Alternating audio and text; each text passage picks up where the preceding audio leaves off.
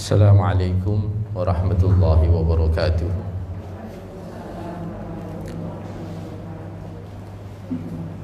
Alhamdulillahirabbil alamin wassalatu wassalamu ala nabiyyina Muhammadin wa ala alihi wa sahbihi ajma'in, amma ba'd.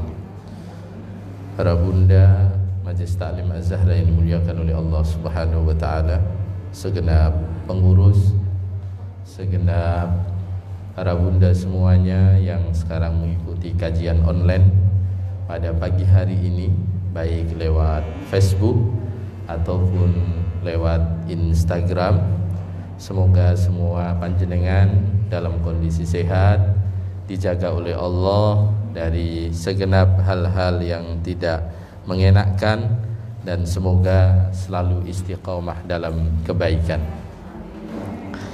Para bunda, bisa dibuka surah Al-Maidah, mushafnya surah Al-Maidah ayat 18 hingga ayat 31. InsyaAllah kita akan membaca bersama ayat 18 hingga ayat 31 surah Al-Maidah juz yang ke-6.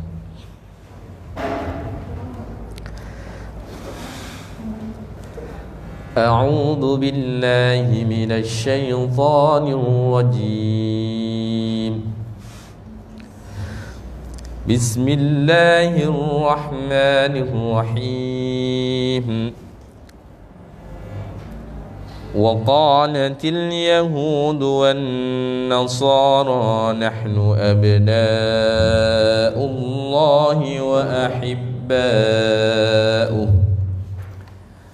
وقالت اليهود والنصارى نحن أبناء الله وأحباؤه قل فلم يعذبكم بذنوبكم بل أنتم بشر ممن خلق يغفر لمن يشاء ويعذب من يشاء ولله ملك السماوات والأرض وما بينهما وإليه المصير يا أهل الكتاب قد جاءكم رسولنا يبين لكم على فترة من الرسل أن تقولوا ما جاءنا من بشير أن تقولوا ما جاءنا من بشير ولا نذير فقد جاءكم بشير ونذير والله على كل شيء قدير وإذ قال موسى لقومه يا قوم اذكروا نعمة الله عليكم إذ جعل فيكم أنبياء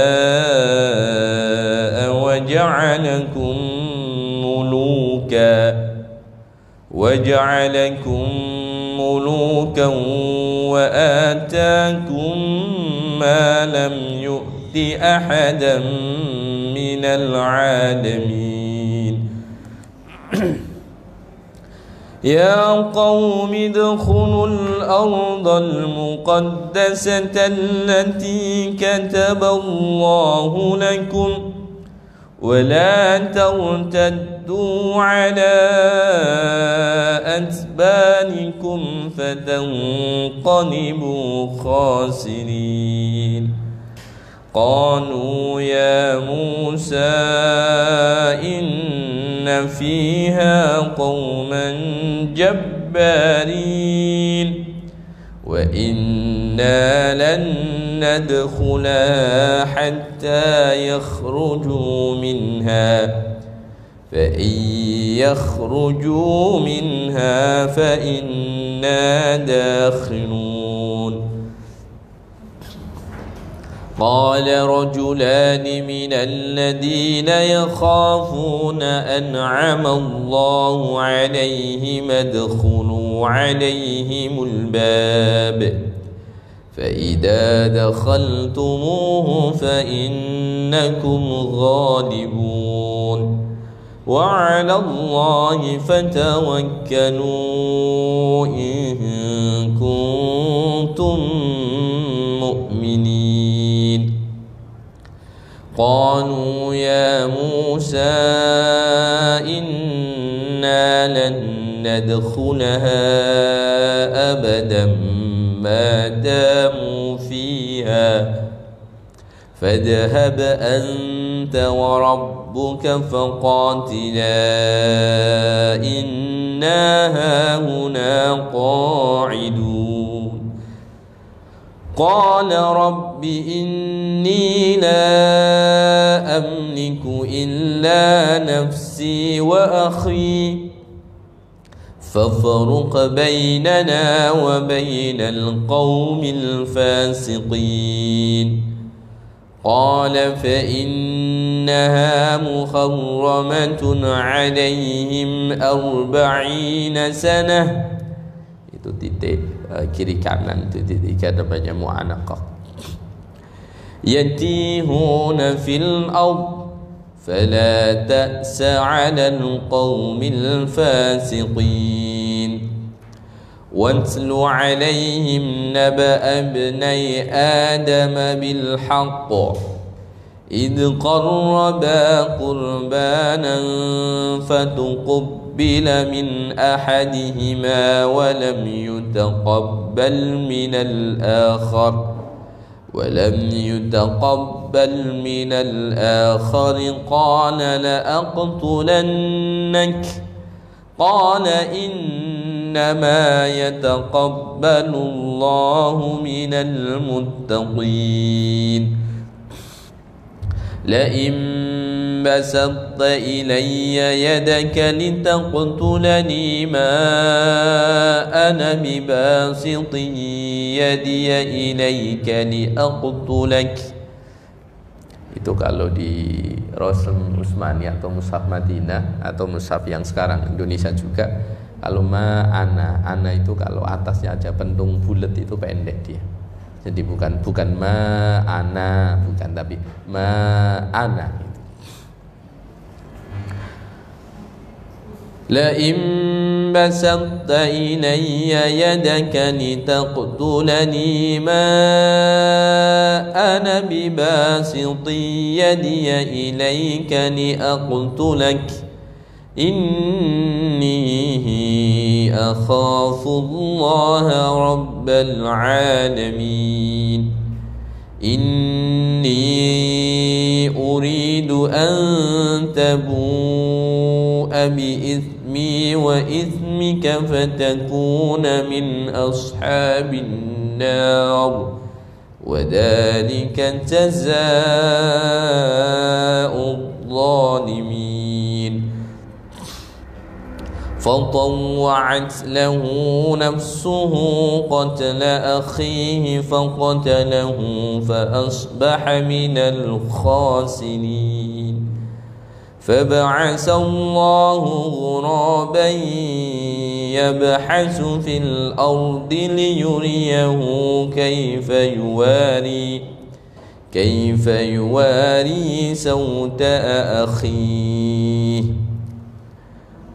قال يا ويلتى أعجزت أن أكون مثل هذا الغراب فأواري سوءة أخيه فأصبح من النادمين. قال يا ويلتى أعجزت أن أكون مثل هذا الغراب فأواري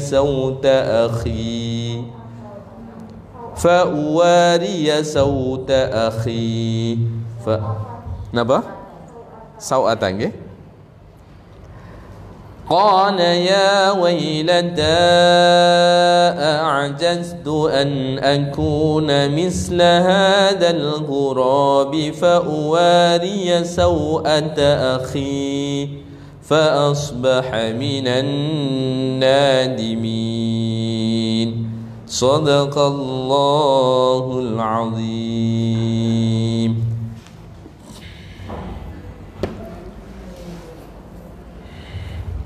Bismillahirrahmanirrahim.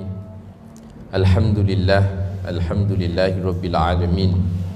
Wassalatu wassalamu ala habibina Muhammadin wa ala alihi wa sahbihi ajma'in. Amma ba'd. Alhamdulillah, para bunda semuanya yang dimuliakan oleh Allah Subhanahu wa taala. Dua lembar atau dua halaman yang tadi kita baca mengisahkan dua poin, yaitu tentang Nabi Musa, yang kedua tentang peristiwa Qabil dan Habil, yaitu kalau Nabi Musa itu merasa sendirian itu tidak cukup, jadi kemudian minta saudaranya yaitu Harun untuk kemudian mensupport dalam dakwahnya.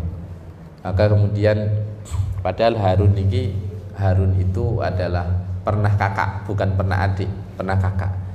Maka ada satu kisah Nabi yang kemudian diangkat menjadi Nabi atau Rasul, diangkat menjadi Rasul. Kalau bisa kita katakan itu karena rekomnya Nabi Musa, karena permintaannya Nabi Musa supaya beliau dibantu.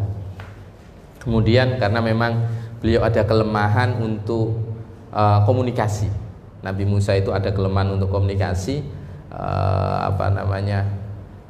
jadi bicaranya itu tidak jelas, artikulasi bahasanya itu tidak jelas. Maka kemudian minta tolong adiknya untuk ngomong ke Fir'aun juga.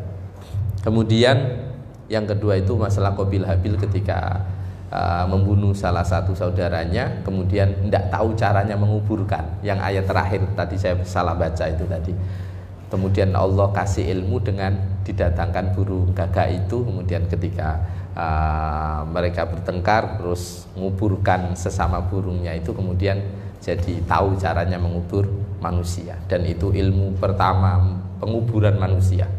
Maka dari sini dalam hal apapun kalau kita baca Quran, bunda semuanya yang ada di rumah, alhamdulillah, tidak apa-apa bunda. Ini angin kenceng atau gimana? Leh, ayo. Pak No. Oke, saya lanjutkan. Jadi memang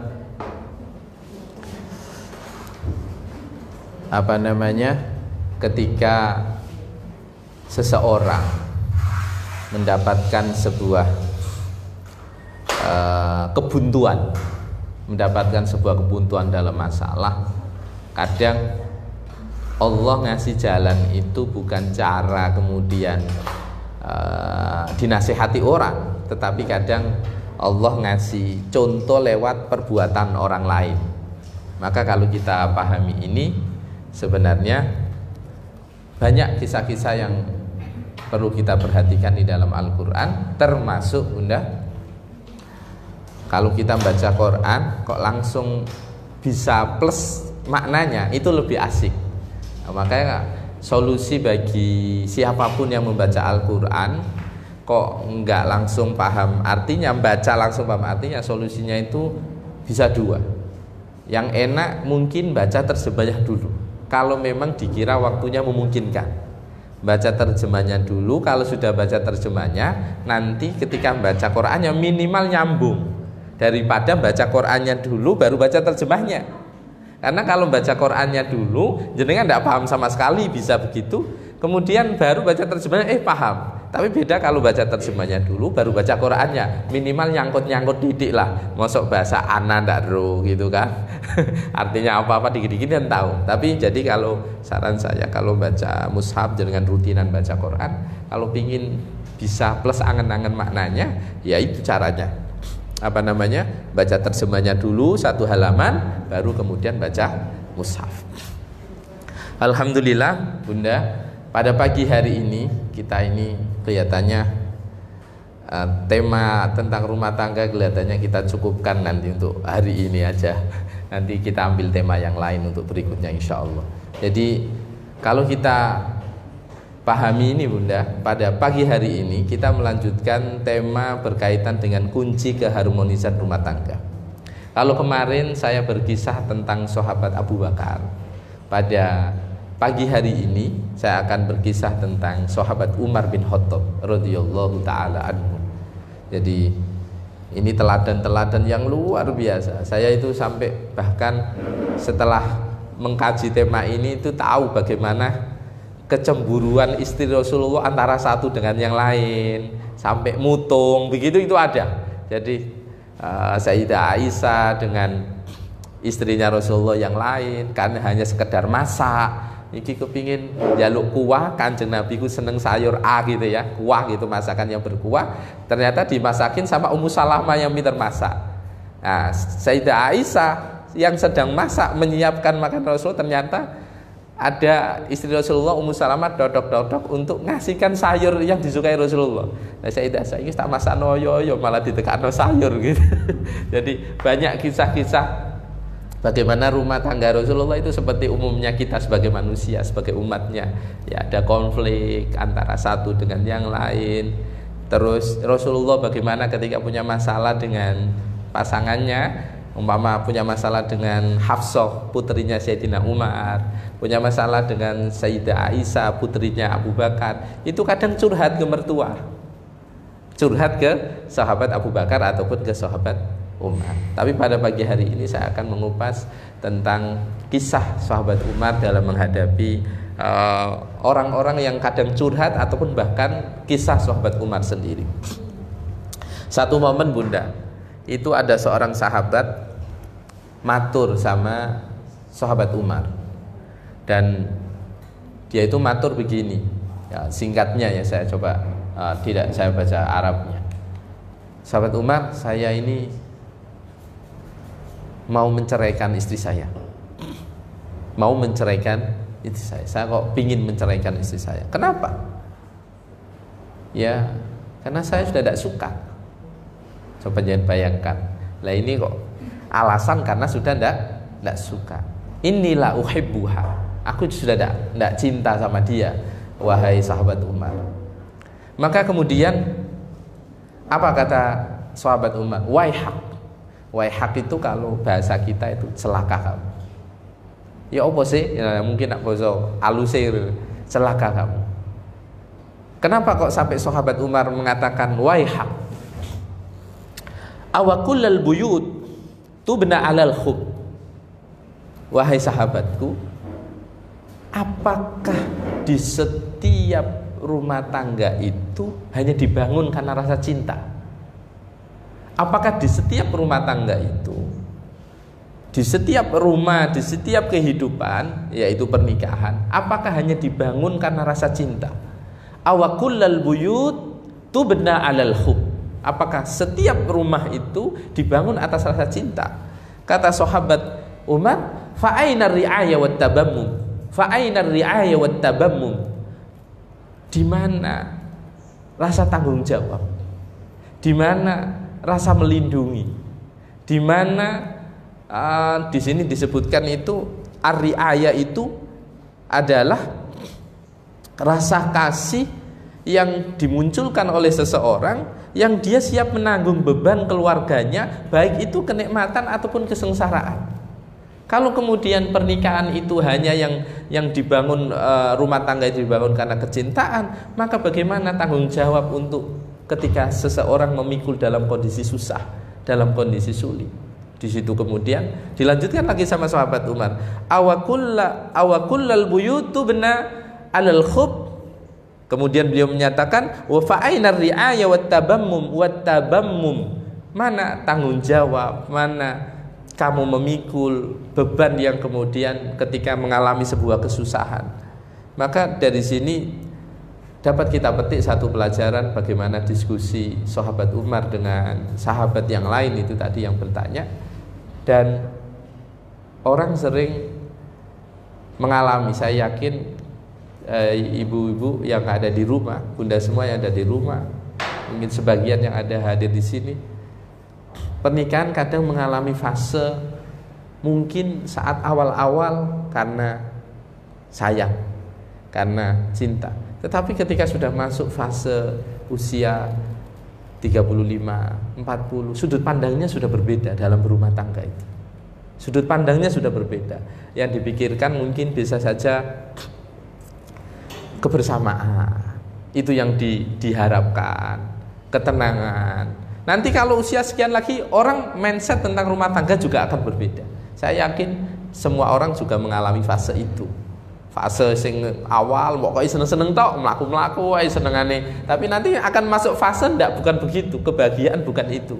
Maka kemudian orang akan masuk fase juga dia melihat bahwa pasangannya sangat cinta kepadanya ketika benar-benar perhatian, memperhatikan, bukan lagi memperhatikan dirinya tapi perhatian kepada anaknya. Orang akan mengalami fase itu. Dan makanya sahabat Umar mengatakan, apakah rumah tangga itu hanya dibangun karena rasa cinta? Kalau yang dibangun rasa cinta maka akan bisa hancur. Maka kemudian sahabat Umar mengatakan, mana tanggung jawab? Mana ucapanmu dulu yang itu diikat dengan kalimat yang mulia? Kamu mengucapkan qabiltu nikahaha wa tazwija bil mahril madkur, dan itu disaksikan oleh banyak orang. Mana komitmenmu itu? Maka orang ketika mampu memegang ini bunda, melepas itu pasti akan benar-benar dipegang. Kecuali beda cerita kalau orang tidak punya ilmu. Pokoknya gak seneng de nakal, tidak nurut, ya wis selesai. Padahal tidak begitu. Saya ada satu ayat, ini benar-benar ayat yang sangat harus menguatkan kita semuanya bunda yang ada di rumah semuanya, menguatkan kita semua ketika menghadapi peliknya rumah tangga, terutama keburukan pasangan kita. Ya, ini ayat ini harus jangan pegang betul. Ketika menghadapi keburukan pasangan, ayat ini jangan pegang betul, karena ayat ini sebenarnya ayat yang berkaitan dengan dulu di era jahiliyah. Coba saya bacakan ayatnya ya. Jadi ini surah An-Nisa. Kita ini Maidah ya. Surah An-Nisa ayat 19. Coba bukakan ya. Bunda yang bawa mushaf bisa dibuka. Ayat ini ayat yang harus menguatkan diri kita dalam menghadapi buruknya pasangan. Surah An-Nisa ayat 19. A'udzu billahi minasyaitonir rajim.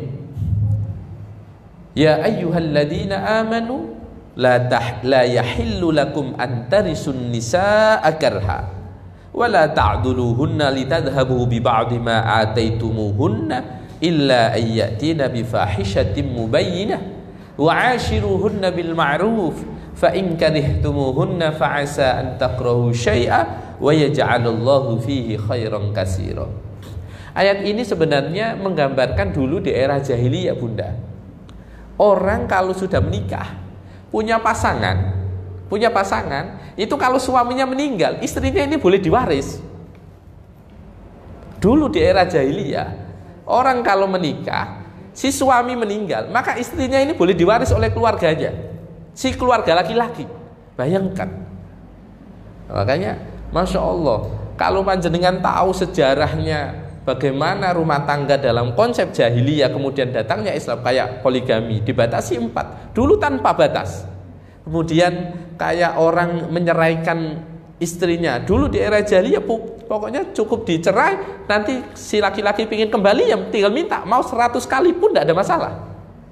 Dan sama Islam dibatasi, cukup cuma 3 kali, tidak boleh lebih dari itu dan tidak bisa kembali. Termasuk di dalamnya ada sumpah yang di situ kalau pokoknya sampean wis tak kumpuli, dibiarin gitu aja, dibiarkan begitu, tidak dikasih nafkah, juga itu berlaku di era jahiliyah. Kemudian dibatasi sama Islam, yaitu cuma 3 bulan maksimal. Maka kalau kita pahami ini, ayat ini menggambarkan sebenarnya tentang tidak diperkenankannya ketika Islam datang orang mewaris istrinya almarhum. Jadi diwaris itu aja siapa yang mau gitu. Kemudian dilarang sama Allah Subhanahu wa taala, termasuk ayat ini itu mengkisahkan tentang kita suruh berbuat baik kepada pasangan. Ini ngomong ke laki-laki, Bunda. Suruh wa'ashiruhunna bil ma'ruf. Berbuat baiklah kalian bergaullah kalian dengan pasangan kalian dengan cara yang baik. Kemudian masuklah di ayat yang saya sampaikan. Fa'in karihtumuhunna fa'asa an takrahu syai'a wa yaj'alallahu fihi khairan katsira. Ayat ini menggambarkan awakmu nak kira-kira gak seneng ambek bojomu. Gak patek seneng ambek bojomu karena punya masalah. Siapa tahu di dalamnya banyak kebaikan. Maka di tafsir Jalalain itu digambarkan, Bunda. Di tafsir Jalalain itu dimaknai fa'asa an takrahu syai'aw wa yaj'alallahu fi khairan katsira. Maka ketika seseorang mengalami kebencian terhadap apapun, termasuk terhadap pasangannya, maka siapa tahu Allah kasih kebaikan di dalamnya.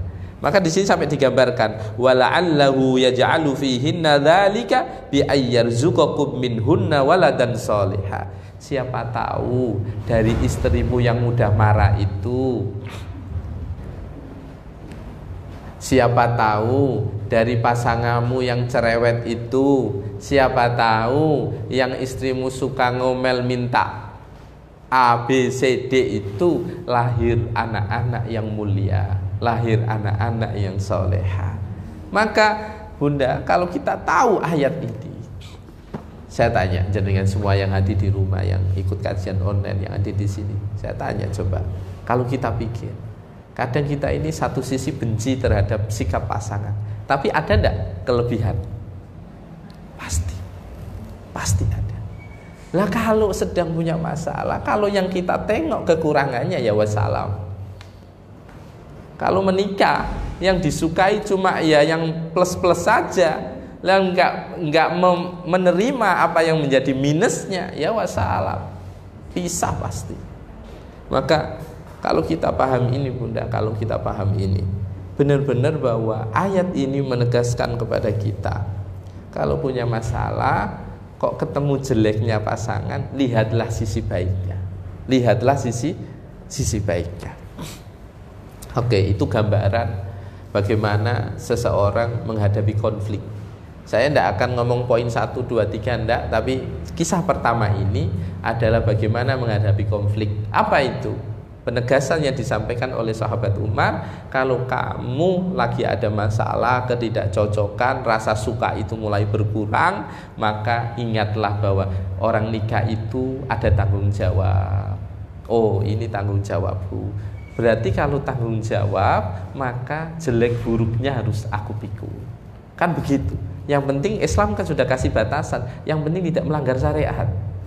Kalau cerewet tidak melanggar syariat, ya kan? Yang penting nggak melanggar syariat. Minta uang minta uang bulanan lebih, tidak melanggar syariat. Namanya minta, boleh di ACC, boleh tidak, ya kan? Boleh di ACC, boleh tidak. Maka kalau kita paham ini, sesungguhnya insya Allah orang tidak akan mudah kemudian marah terhadap pasangannya ketika dia tahu posisi kekurangannya masing-masing. Maka itu adalah bagian dari satu kunci keharmonisan dalam berumah tangga, yaitu dia memahami tanggung jawabnya, dia tahu bahwa dia adalah orang yang memikul beban untuk semuanya, jelek dan buruknya dia harus bertanggung jawab. Itulah suami. Oke. Poin yang kedua, Bunda, saya ingin cerita tentang cerita sahabat Umar bin Khattab radhiyallahu taala anhu. Ini di dalam kitab sarahnya Arba'in Nawawi, namanya kitab Al-Jawahir Al-Lu'lu'iyah. tepatnya di halaman 291. Diceritakan begini. Ini sekali lagi bukan hadis, ya. Ini asar, cerita oleh para ulama, dan para ulama juga ada khilaf dalam menghadapi kisah ini Bunda, karena masa sih sahabat Umar sama istrinya kok begitu gitu kan. Ini cerita sahabat Umar. Ada yang menolak kisah ini Bunda, karena sahabat Umar dengan ketegasannya, dengan mohon maaf, beliau saja orang yang kita jalan ini dari bawah ke sini, itu setan dengar hentakan kakinya sahabat Umar aja lari terbirit-birit. Sampai setan itu, bahasa simpelnya, guyonannya itu begini Bunda, aku iku luwe wedi Umar iki nak turu, gitu kan, daripada ono wong ahli ibadah tekun tapi bodoh. Sampai segitunya keberadaannya itu loh ditakuti oleh setan. Lah, ini ada kisah yang terbalik menurut sebagian ulama, kemudian kisah ini ditolak. Tapi kita tidak berdebat benar dan tidaknya kisah ini, tapi kita akan mengambil hikmah bahwa ini adalah baik untuk pelajaran kita dalam berumah tangga. Satu momen Bunda, wahukia, makanya kalimatnya itu wahukia, diceritakan. Cerita itu kan bisa benar bisa salah. Wahukia anna rajulan jaa ila sayyidina Umar radhiyallahu taala anhu yashku ilaih.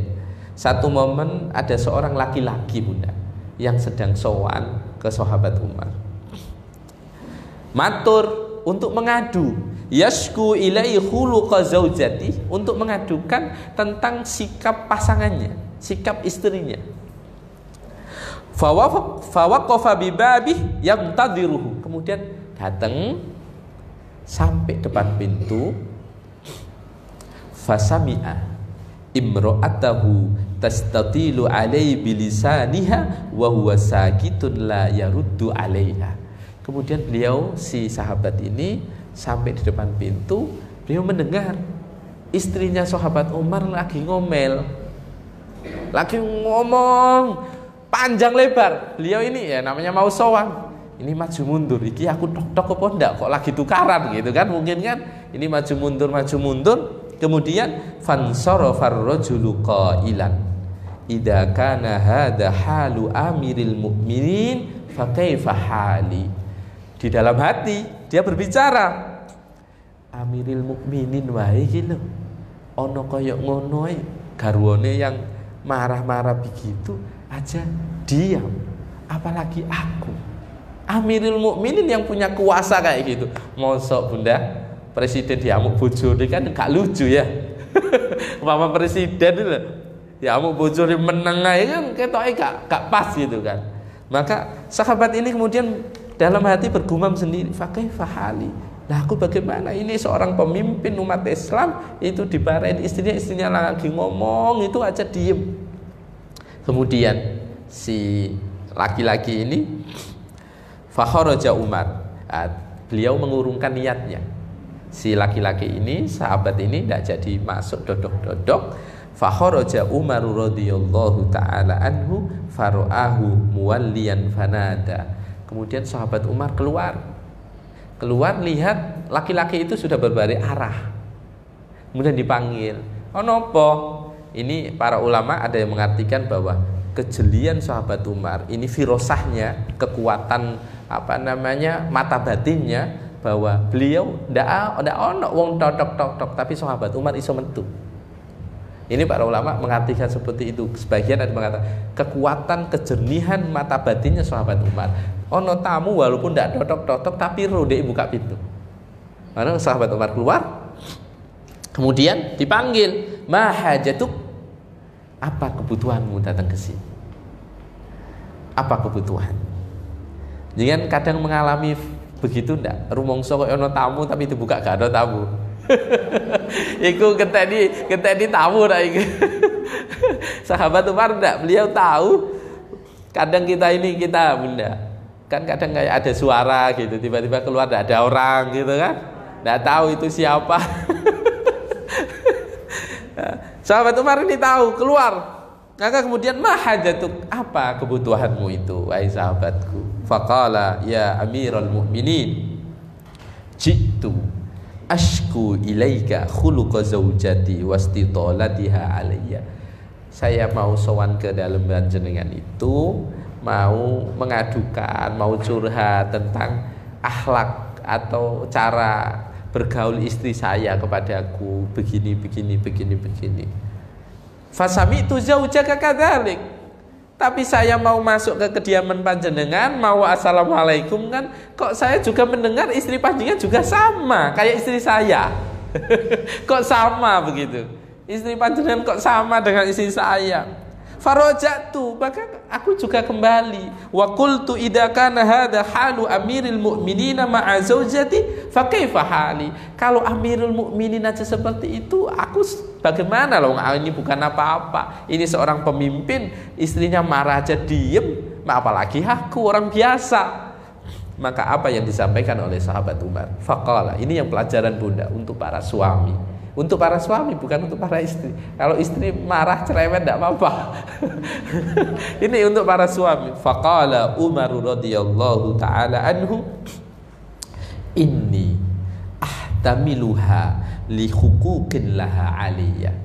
Ketahuilah wahai sahabatku, aku itu mestinya menanggung beban-beban yang dipikul oleh dirinya, dan itu adalah haknya dia sebenarnya, dan itu kewajiban. Kemudian beliau menyampaikan, innaha tobahah li ta'am. Dia adalah wanita yang memasakkan makanan untukku. Khabbazah li khubzi. Dia yang menyiapkan roti untukku, untuk beliau makan tentunya. Ghasalah lisyabi. Dia adalah orang yang mencucikan bajuku. Murdiah liwaladi. Dia yang menyusui anak-anakku. Walaysa dzalika biwajibin alayya. Dan itu semua, dia menyiapkan aku makanan, dia menyiapkan aku roti, dia memasakkan untukku, dia mencucikan bajuku, dia menyusui anak-anakku. Laisa dzalika biwajibin 'alaiha. Itu sebuah bukan kewajibannya sebenarnya. Bunda, ini kalau kita tahu tentang kewajiban, memang dalam akad itu tidak ada kewajiban harus mencucikan dan lain-lain, tidak ada.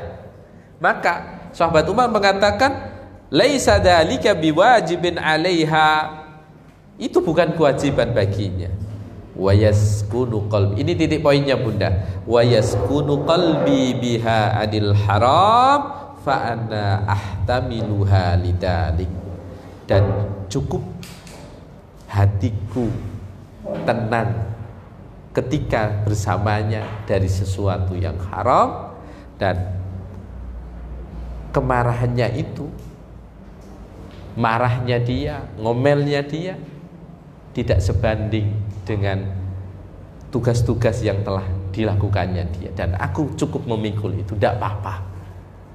Maka Bunda, salah satu kunci keharmonisan dari kisah sahabat Umar bin Khattab radhiyallahu taala anhu adalah bagaimana satu. Nah, ini coba saya langsung masuk ke cerita tadi, itu hikmahnya apa gitu ya. Satu, seorang suami, atau bahkan ini kalau kita balik juga untuk istri, seorang suami harus mampu menjadi orang yang mampu menahan diri. Nah, orang nahan diri buyar kabeh. Coba jangan bayangkan istri yang sedang marah kemudian ditimpali suami yang juga ikut marah, yang terjadi apa? Piring berterbangan, HP pecah, pasti. Maka kalau kita pahami ini, ketika seseorang mengalami fase di mana sedang bertengkar, maka coba jangan perhatikan diamnya sahabat Umar. Sekali lagi, bukan karena kemudian beliau kalah dengan istrinya, bukan. Diamnya beliau itu karena beliau selalu melihat kebaikan pasangan. Ini yang tidak mudah. Kita ini kan dapat bojo oleh pasangan, itu kan tidak mungkin sempurna. Tidak mungkin sempurna. Satu sisi jenengan punya nilai pasangan umpama, bojoku ayu dari secara physically ganteng, tapi duit kelebihan yang itu tidak dimiliki orang lain mungkin yang jenengan kenal, yaitu loman. Atau bisa juga loman tapi tidak sabaran. Atau bisa juga loman, sabar tapi nggak ngereken. Iya kan? Bisa terjadi macam-macam. Wes yo ngereken, yo sabar, yo loman, tapi ambek anak tok gak pati ngereken.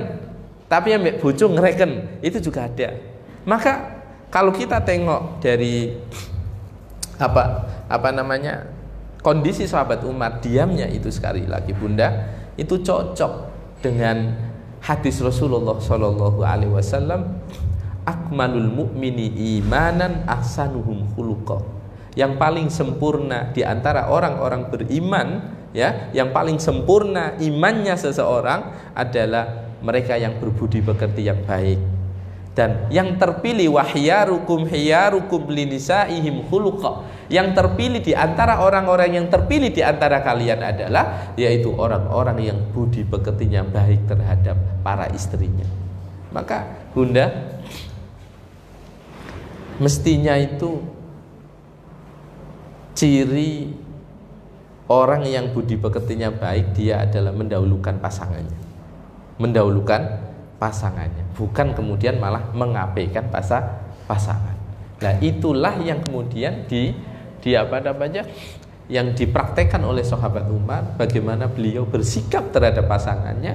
Anggap aja sisi plus, sisi minus, yaitu mudah marah, tetapi beliau melihat masak no aku, nyuci no aku, ngopeni anak, semua dijalankan. Lah kok marah itu gimana? Tidak masuk akal. Sekedar urusan sepele, tapi dia tidak melihat kebaikan.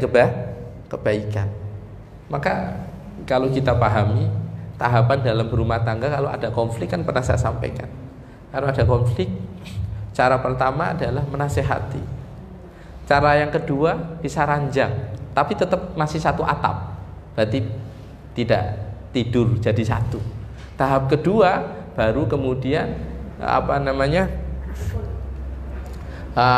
peringatan terakhir lah ya, peringatan terakhir. Kemudian yang keempat baru kemudian ngirim juru damai. Kalau juru damai ini tidak bisa, maka baru kemudian terjadi yang namanya perceraian.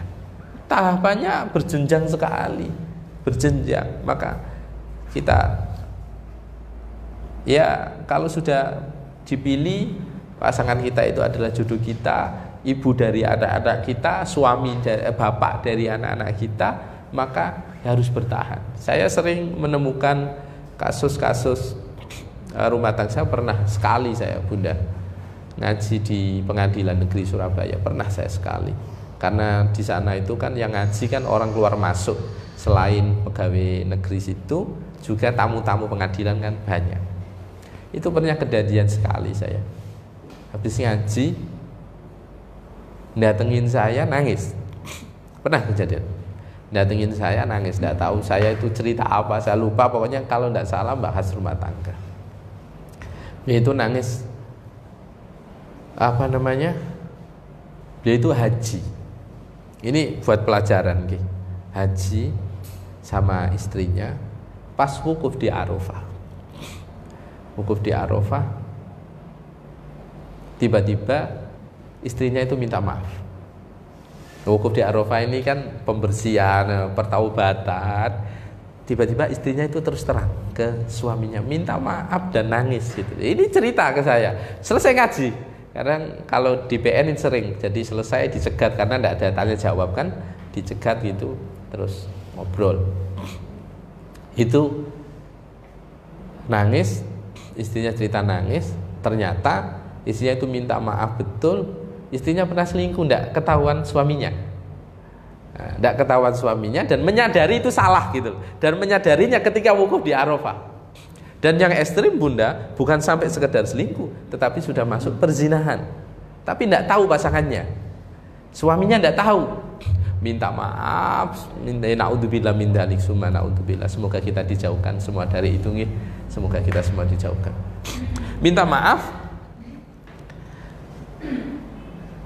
Secara syariat, case begini, suami punya hak untuk menceraikan dan sangat dibenarkan. Sangat dibenarkan. Saya nggak ngomong wajib, tapi sangat dibenarkan.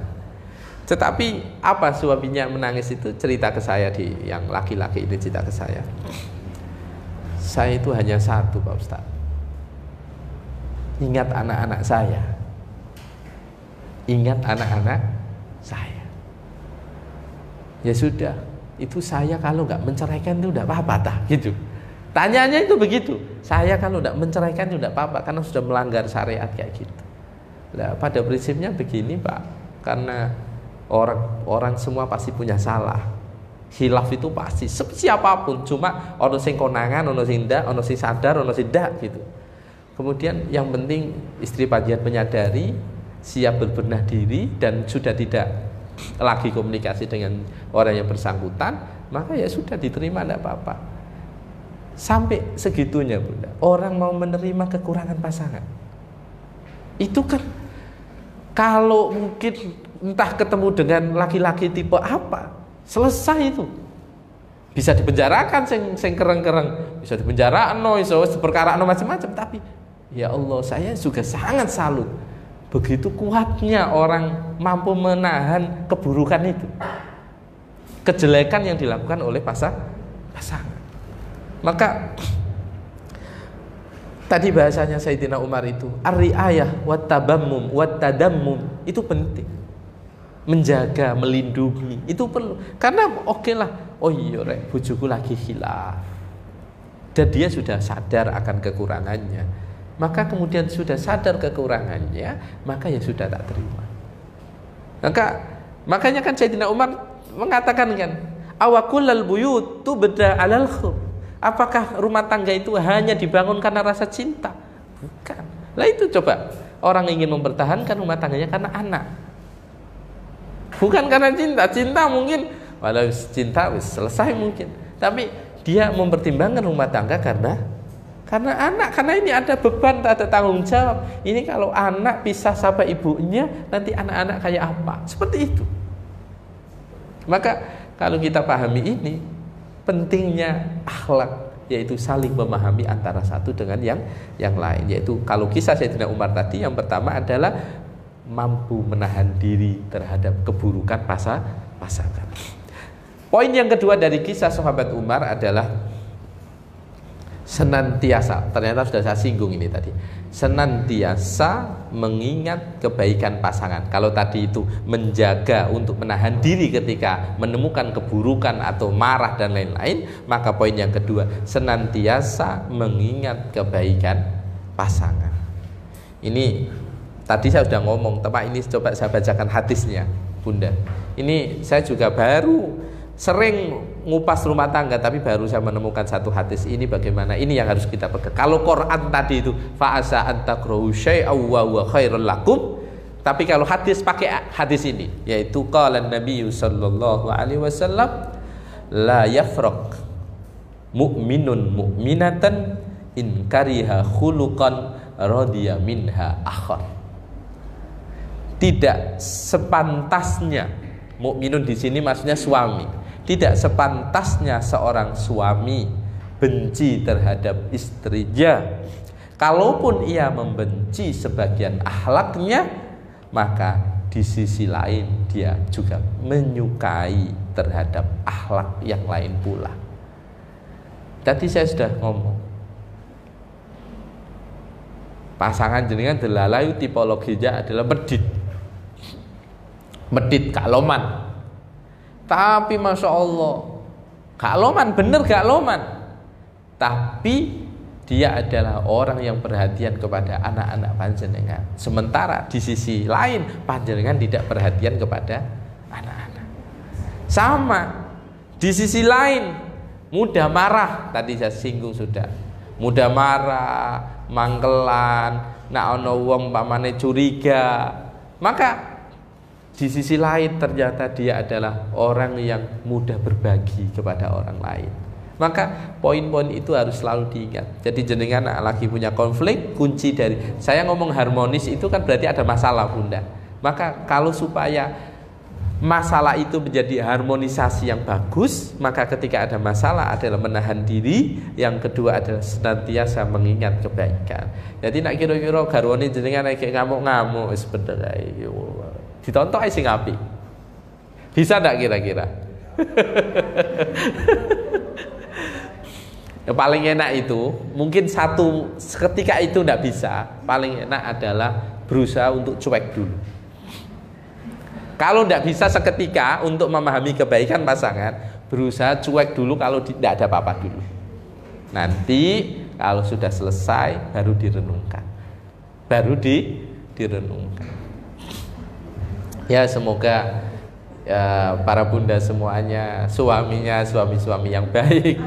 Ya, bapak-bapak semuanya, istrinya juga istri-istri yang baik gitu. Itu yang paling penting itu, yang paling penting itu. Yang mana?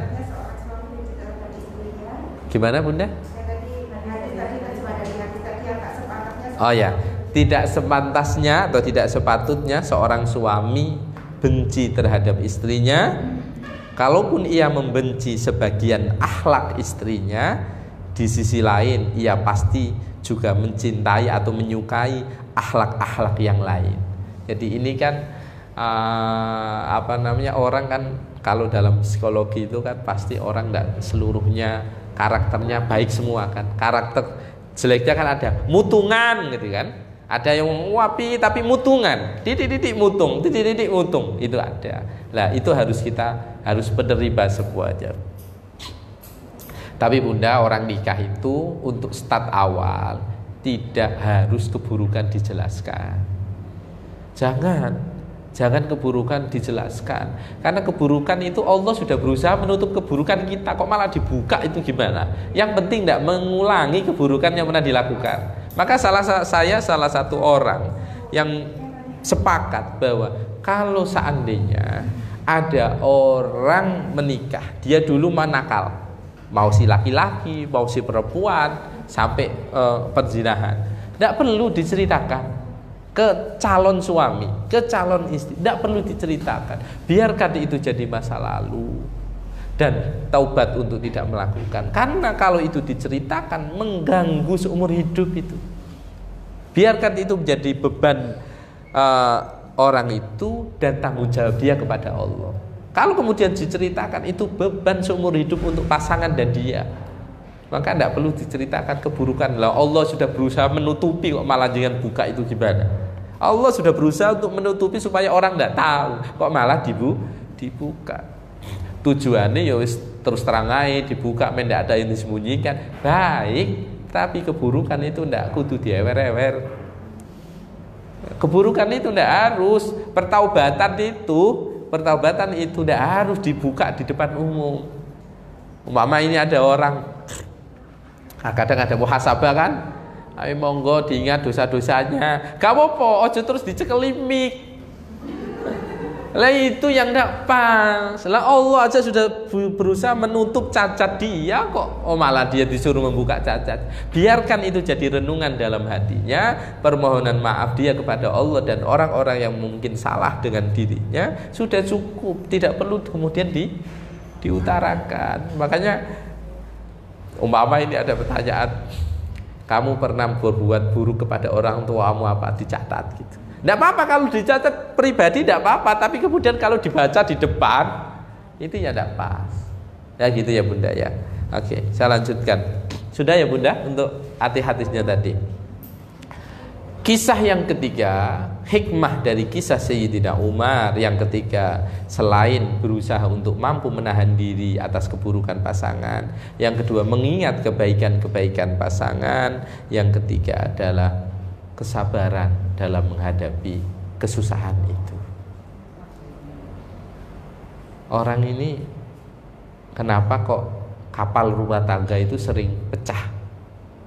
Karena baru sedikit saja sudah ambil keputusan. Baru sedikit saja sudah ambil keputusan. Nah itu yang tidak diperkenankan. Maka ini untuk para suami, sabar dalam menghadapi berinteraksi dengan pasangan itu penting. Sampai Kanjeng Nabi itu, suami itu benar-benar dibekali oleh Rasulullah dengan satu hadis, innal mar'ata khuliqat min dilain. Ya kan, sesungguhnya wanita itu diciptakan dari tulang rusuk yang bengkok, ya kan. Belakang ini toh Bunda, lawang Sayyidah ibunda kita Sayyidah Hawa itu kan makhluk unik. Dia tidak diciptakan dari bapak, dari ibu, tapi dari pasangannya sendiri. Dari Nabi Adam kan? Kalau Nabi Adam kan bila abin wa ummin, tanpa bapak tanpa ibu. Nabi Isa bila abid aja. Nah, tapi Sayyidah Hawa bukan bila abin bila ummin, wis tanpa bapak tanpa ibu, dari tulang rusuk pasangannya sendiri. Makanya dari tulang rusuk yang bengkok wanita itu Sayyidah Hawa itu.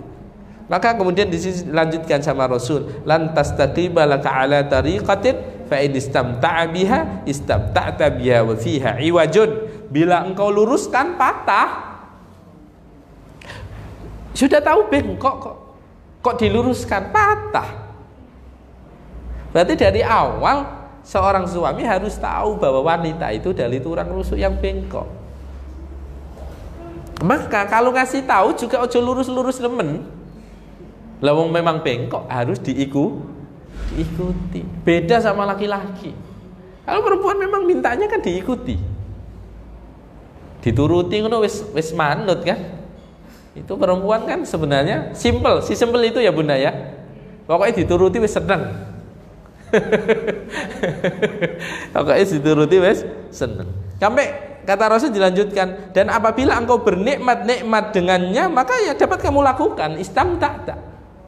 Bersenang-senang dengannya lakukan. Tapi kamu harus tahu wa fiha iwajun, dia ada kebengkokan. Ada kebengkokan itu yaitu mungkin mudah A, B, C, D. Makanya kenapa menurut saya memahami bengkok di sini adalah wanita itu perasa. Perempuan itu perasa. Laki-laki itu yang sering pasti logika. Yang banyak begitu enggak Bunda? Yang banyak begitu, perasa. Apa-apa wis dihitung rasa. Apa-apa rasa. Laki enggak, logika dulu baru rasa masuk. Maka kalau kita tahu ini Bunda, kesimpulan, saya sudah ngomong kesimpulan ini. Kesimpulan kisah sahabat Umar yang tadi orang minta cerai kemudian dinasehati. Kemudian kisah sahabat Umar dengan istrinya sendiri. Sampai ada satu kisah lagi sahabat Umar itu kebalikan. Kalau tadi yang matur itu kan laki-laki, ini ada perempuan. Sahabat Umar, aku gak seneng karo bojo. Mosok aku dikon paes dhek gak gelem paes. Paes paham ya? Maca. Masa saya disuruh berhias untuk dirinya, dia gak berhias untukku. Sing lanang gak tawadus. Protes. Yang perempuan ini protes sampai dia lusuh macam-macam, protes sama sahabat Umar. Sahabat Umar ndak kaget ngomong, suruh masuk si suami, kon adus, kon kelamben, kon cukur, mari metu bojomu kon cangkingan kono. Karena si istrinya kaget, loh, kok suami saya berubah. Jadi sahabat Umar ndak bingung-bingung ngasih solusi, wes langsung ae kon adus, kon masak semua. Maka jangan menuntut kemudian seorang istri untuk berhias, suami juga berhias. Mosok sing wedok dikon berhias, sing lanang gak berhias. Nah itu makanya sama. Yang suami suruh sabar ya yang istri yang sabar. Sama, untuk pengertian harus pengertian. Maka sahabat Umar, para ulama menyimpulkan dua poin Bunda dari semua itu.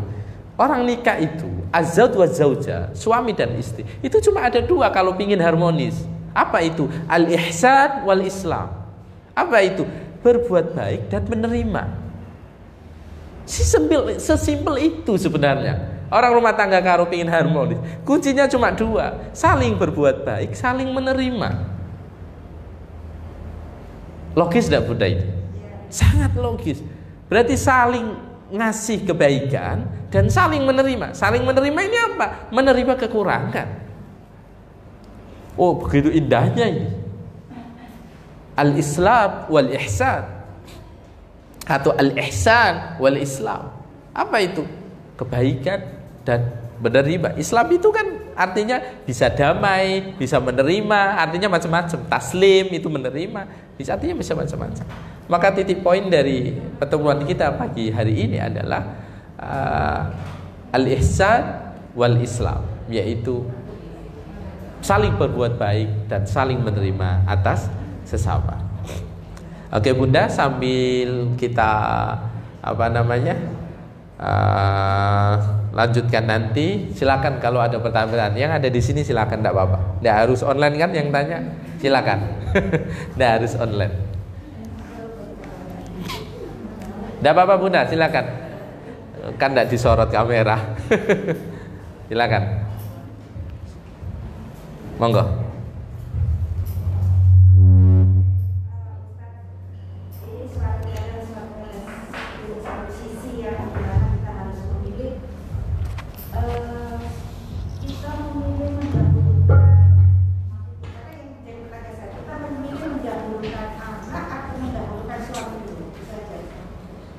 Dalam hal apa Bunda? Dalam hal mungkin untuk menyenangkan dalam rumah tangga itu, menyenangkan anak dulu atau menyenangkan suami dulu. Oke. Yang lain ada lagi? Sebelah sini. Silakan Bunda. Mau tanya? Yang belakang. Ayo enggak apa-apa. Wis ngene lho. Kok awake budi kok angel. Ayo. Oke, saya jawab dulu ya. Ini sama dengan sebuah pertanyaan Bunda. Sama dengan pertanyaan, saya ini mendahulukan orang tua apa suami? Sama. Saya ini mendahulukan suami apa anak? Gitu kan? Ini tidak bisa. Mana ini didulukan, ini tidak. Ini satu perahu harus digandeng bareng. Tapi dalam kondisi kan tidak memungkinkan untuk bergandengan bareng, Ustaz. Pasti ada sisi yang dimana kita tidak bisa seiring untuk menyenangkan dua orang yang kita sayangi. Yo anak sik lah. Anak dulu, karena anak kan udah iso pengertian. Nak suami kan harus bisa pengertian. Iya kan? Iya kan? Jadi suami harus bisa pengertian kan? Anak kan masih kecil kan belum tahu. Dia taunya sudah besar. Oh, sudah kuliah. Ya itu kalau jawaban tepatnya mungkin ditempatkan dulu apa masalahnya, ya kan? Ini kan general kan? Nah, kira-kira suami itu pingin apa sehingga kok harus diakhirkan? Si anak ini pinginnya apa diakhirkan? Baru saya bisa menjawab pas. Tapi kalau global itu kan mana yang didulukan? Tinggal lihat kasusnya. Lihat kasusnya. Kira-kira apa kasusnya Bunda? Contoh makanan aja Ustaz yang beda makanan, contoh yang simpel aja. Ada makanan ini hanya kesukaan semuanya, cuma ada sedikit gitu Ustaz. Ya cukup untuk anak atau untuk suami itu aja Ustaz. Jadi yang kita dahulukan yang anak. Oh alah. Enggak, ini contoh simpel Ustaz. Iya simpel ya. Tidak sing rumit ya.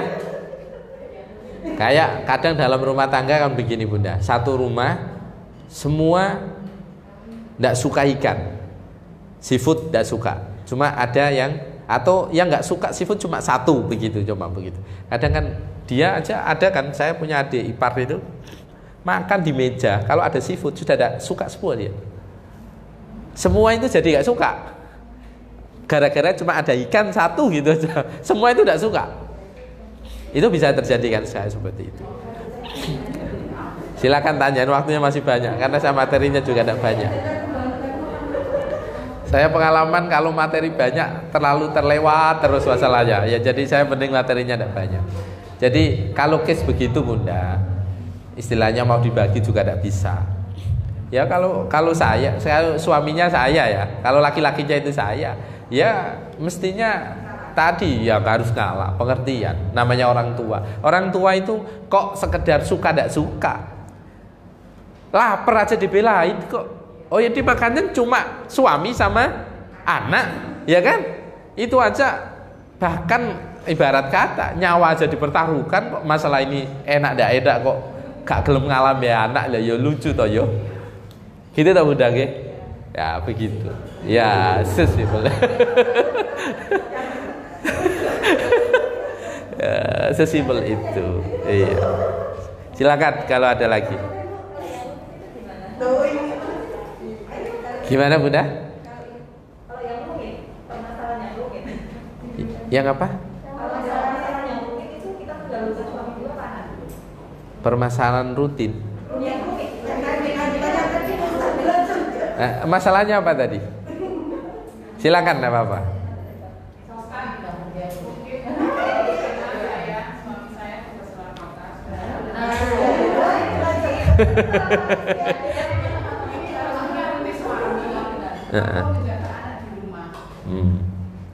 Ikut suami apa anak-anak di rumah?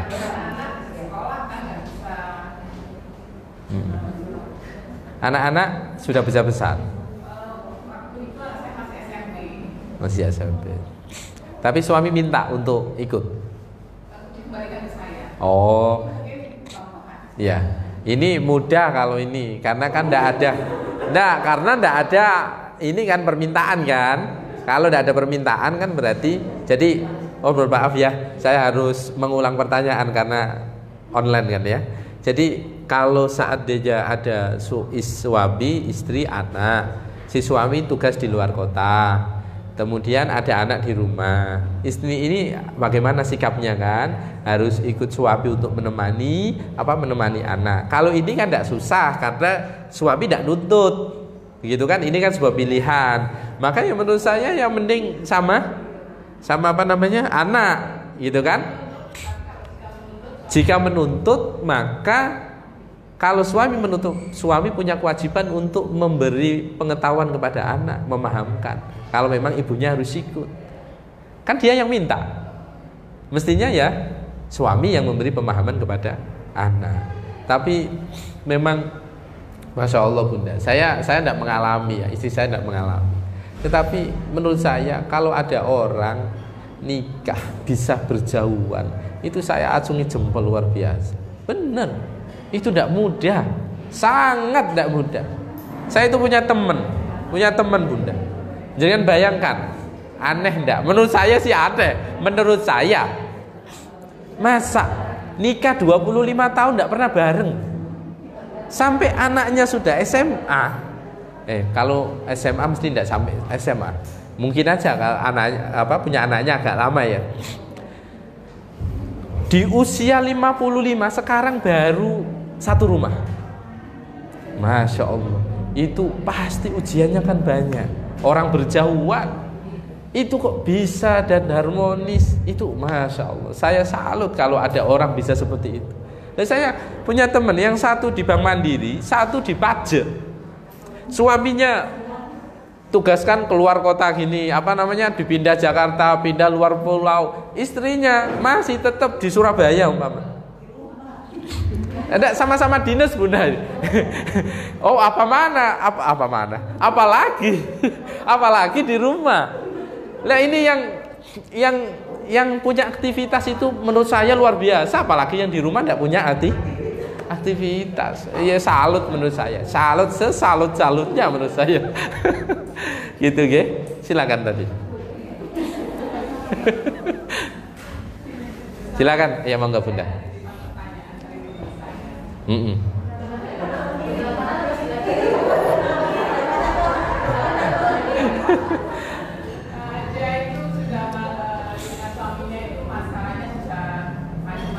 Kronis lah ya.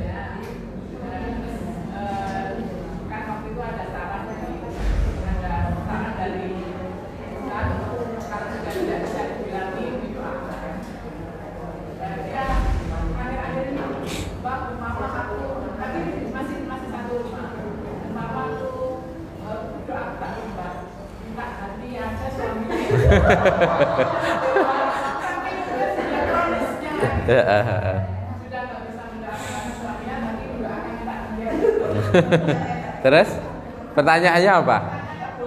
Oh, boleh. Kan yang paling penting pertanyaannya itu. Boleh apa enggak? Oke, Bunda. Saya jawab ya. Ada orang punya problem parah lah ya dalam rumah tangga, sudah A, B, C, semua solusi sudah dilakukan, masuk di titik jenuh, begitu kan? Orang sampai kemudian mengucapkan, ya Allah saya minta ganti saja, itu kan sudah masuk titik jenuh. Maka ketika orang mengalami kasus seperti ini, sekali lagi Bunda, orang mempertahankan rumah tangga itu pilihan. Orang tidak bertahan untuk mempertahankan rumah tangga itu juga pilihan. Oke. Pilihan itu pasti enak dan tidak enak. Pasti. Pilihan itu pasti enak dan tidak enak. Maka kalau dia bertahan, maka siap namanya ihtimalul ada, memikul beban.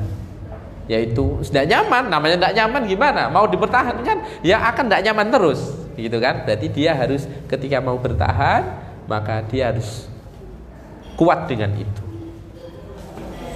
Didoakan, ya sudah tak doakan terus, begitu Bapak begitu. Tapi saya tidak kuat, begitu Bapak begitu. Itu pilihan, berarti dia siap memikul beban itu. Kalau ingin bertahan. Kalau ingin kemudian minta pasangan baru, berarti dia sudah ambil keputusan untuk berpisah. Oke? Secara etika, saya sekali lagi, secara etika itu tidak baik. Karena dia pasti terikat dengan si suami. Kemudian minta pasangan, kan dia aneh. Ya kalau laki-laki ada peluang poligami. Nah, kalau perempuan masih suaminya orang, doanya minta pasangan. Kan tidak pas. Etika ini tidak pas. Saya ngomong etika Bunda, karena rumah tangga itu pasti mengenal etika itu. Dia masih terikat ikatan pernikahan, tapi dia berdoa sama Allah, ya Allah ganti aja, ganti saja. Mestinya kalau ngomong doa sudah tidak kuat, itu doanya begini. Doanya mestinya begini, ya Allah, kalau memang ini baik untuk aku pertahankan, maka kuatkan aku dan kasih jalan. Kalau memang ini sudah tidak baik untuk aku, untuk dia, maka segera kasih solusi. Terserah Allah mau kasih solusi kayak apa. Jangan kemudian ya Allah ganti bojo, gitu ya.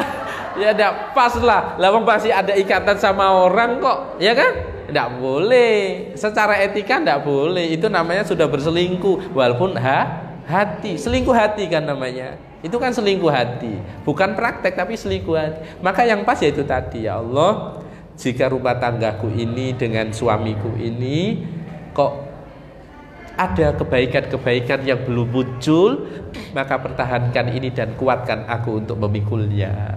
Apabila memang ini sudah tidak bisa dipertahankan, aku tidak kuat dan tidak baik untukku dan suamiku, maka kasih solusi, ya Allah. Sudah.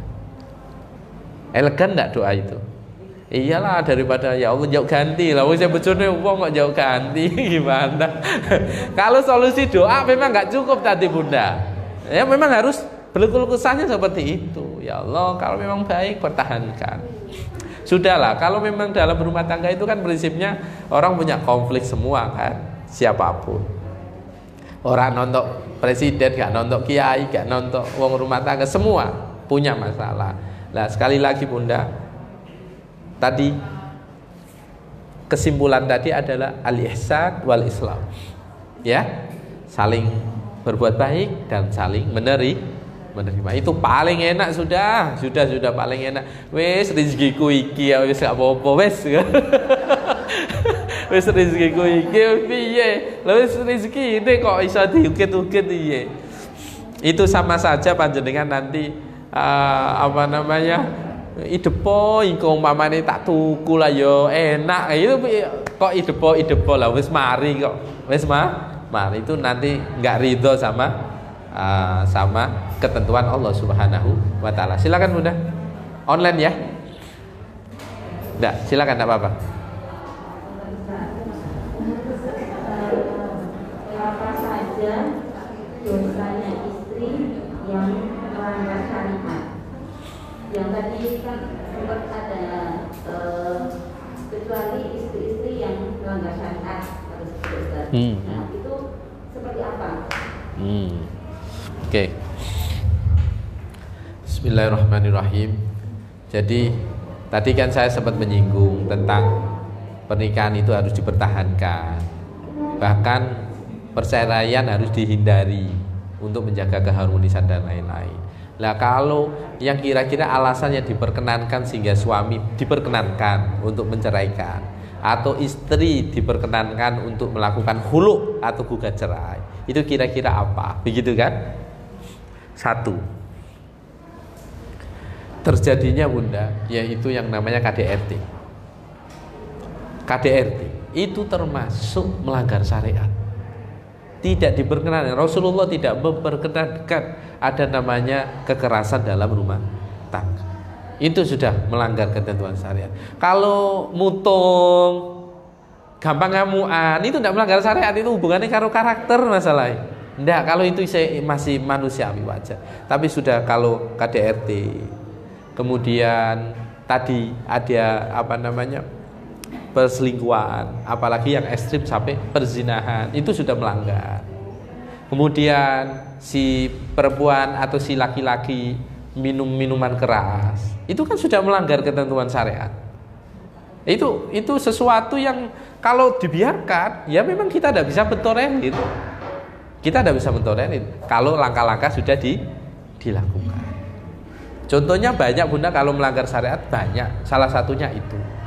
Termasuk mungkin ini sekali lagi penting sekali yang kadang seolah-olah ini bukan pelanggaran, yaitu membiarkan. Kalau panjenengan sebagai seorang istri tahu ada rizki yang tidak normal, itu jenengan punya tanggung jawab untuk mengingatkan. Mengingatkan. Karena saya yakin siapapun ya, saya tidak bisa menggambarkan orang, saya menggambarkan diri saya sendiri gitu. Saya tidak bisa menggambarkan orang. Saya kalau kemanapun dapat apapun, tidak pernah tak sembunyikan dari istri. Mestinya suami kan mestinya begitu kan. Tapi memang ada, saya tidak menolak, ada laki-laki yang kemana istri tidak usah tanya, pokoknya mulai-mulai selamat, gitu kan, pulang bawa uang, begitu kan. Sampai metu berarti mulai juga duit pas kan, kan begitu. Tapi tidak semua begitu kan. Jadi makanya pelanggaran-pelanggaran yang bisa ditolerir ya yang sifatnya hubungan biasa, yo namuan, sodok medit, mutungan, itu wajar. Itu kalau itu kemudian jadi alasan orang cerai, ya mau cari di dunia manapun tidak akan dapat. Kalau semua itu baik itu tidak mungkin. Pasti ada min plus. Mudah marah, anaknya nakal dikit marah, itu ada begitu. Makanya janganlah. Ya kita semuanya diajarkan oleh Rasulullah ya ahsanuhum khuluqa, budi pekerti yang baik. Saya sampai mengatakan bolak-balik di jenengan juga saya selalu mengatakan puncak dari beragama itu adalah akhlak. Bunda, puncak dalam beragama itu ada akhlak. Karena Rasulullah bersabda ad-din husnul khuluq. Beragama adalah budi pekerti. Maka sampai saya pernah sering menyatakan, walaupun kita tidak tahu halal haram loh ya, tapi kalau budi pekerti itu dipakai, maka orang tidak akan menyakiti. Oh iya ya, si jenenge ngerasani wong iku gak enak, dirasani gak enak, yo aja ngerasani.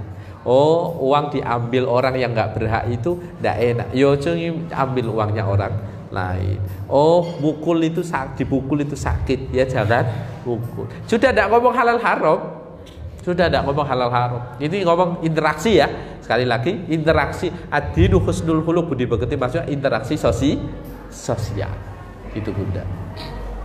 Insya Allah kalau memang sudah tidak ada pertanyaan, saya cukupkan. Semoga apa yang kita kaji bersama ini diridhoi oleh Allah Subhanahu wa taala, dan kita bisa mencontoh sahabat-sahabat Rasulullah dalam meniti rumah tangga dan menjaga keharmonisan rumah tangga bersama.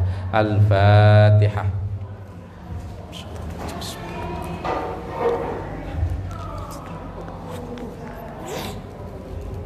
Iya kan.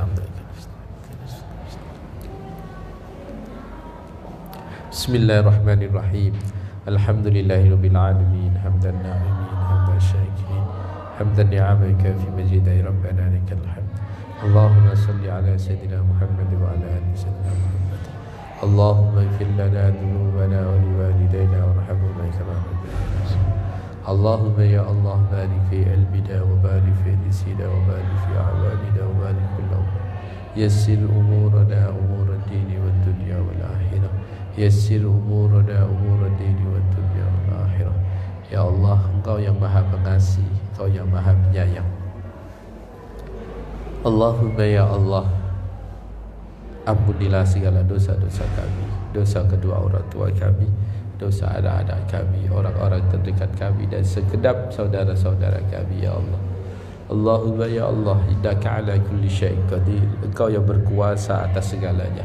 Takdirkan kami ya Rabb, takdirkan ya Rabb anak-anak kami, pasangan kami ya Allah, orang-orang yang soleh, orang-orang yang patuh kepada Engkau. Allahumma ya Allah, jaga kami, jaga anak-anak kami, jaga pasangan kami, jaga orang-orang terdekat kami ya Allah dari fitnah-fitnah ya Allah. Allahumma ya Allah, dekatkan kami dengan rezeki yang halal, jauhkan kami dari rezeki yang haram. Dekatkan kami dari rezeki yang halal, jauhkan kami dari rezeki yang haram.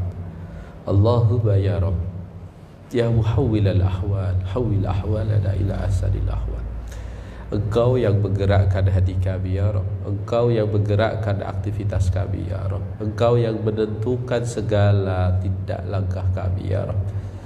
Takdirkan kami ya Rabb untuk selalu di jalan-Mu ya Allah, di jalan yang Engkau ridhai, di jalan yang lurus, di jalan yang Engkau ridhai ya Rabb. Allahumma ya Rabb, berkahi majlis ini ya Rabb, berkahi majlis ilmu ini ya Rabb, berkahi ya Rabb, anugerahkan kepada kami ilmu yang manfaat, ilmu yang barokah, tidak sekedar menjadi ilmu, tetapi takdirkan kami untuk mampu mengamalkannya ya Rabb. Tidak hanya menjadi ilmu ya Rabb, takdirkan kami untuk mampu mengamalkannya, tidak hanya untuk kami, tetapi untuk pasangan kami, untuk anak-anak kami, dan untuk orang-orang terkasih kami. Allahumma ya Allah, Allahumma ya Allah, innaka ala kulli syai'in qadir, ya qadibal ihsan, ya man ihsanu fawqa kulli ihsan, ya malikat dunya wal akhirah. Allahumma ya Rabb, berkahi ilmu kami, berkahi umur kami, berkahi rizki kami, berkahi aktivitas kami, berkahi anak keturunan kami ya Rabb, berkahi anak keturunan kami ya Rabb. Udah bisa disebut namanya satu-satu putra putrinya. Berkahi anak-anak kami ya Rabb.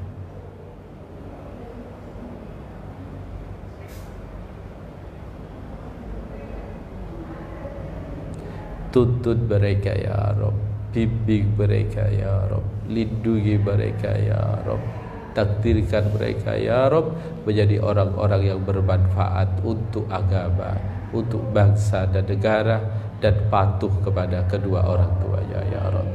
Rabbana atina fid dunya hasanah wa fil akhirati hasanah wa qina adzabannar. Walhamdulillahi rabbil alamin. Al-Fatihah.